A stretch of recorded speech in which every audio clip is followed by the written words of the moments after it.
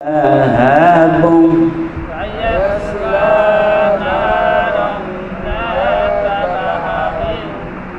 লাহাব থামলে পরে এরপর পড়তে হবে ওয়ামরাতু, আর না থামলে সায়াসলা নারান যাতা লাহাবিন ওয়ামরাতু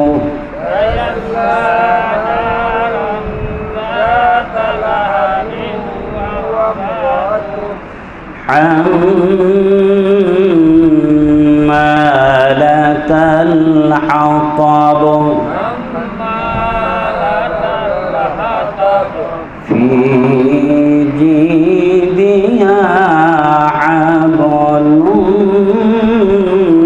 من مسد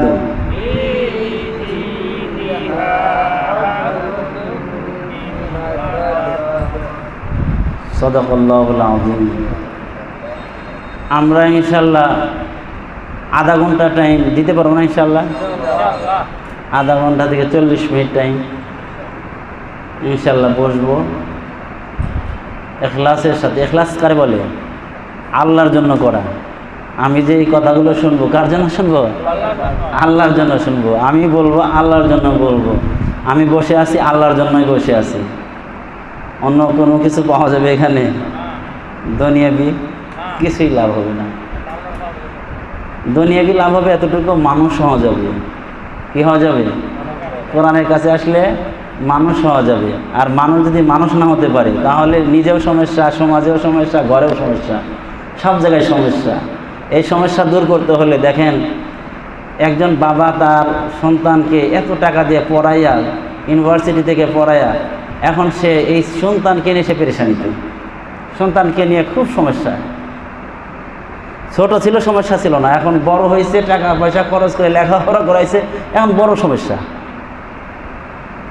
এখন সন্তান যত বড় হইতেছে বাবা তত সন্তানকে থেকে ভয় পাইতেছে। উল্টা হয়ে গেছে। আসলে তো কথা ছিল সন্তান বাবাকে দেখে ভয় করবে, আর এখন কি হয়েছে? বাবা তার সন্তানকে দেখে ভয় পায়। কারণ কি বলেন? কারণ একটাই, তাকে মানুষ বানাইতে পারে নাই। শিক্ষিত বানাইছে কিন্তু কি হয় নাই?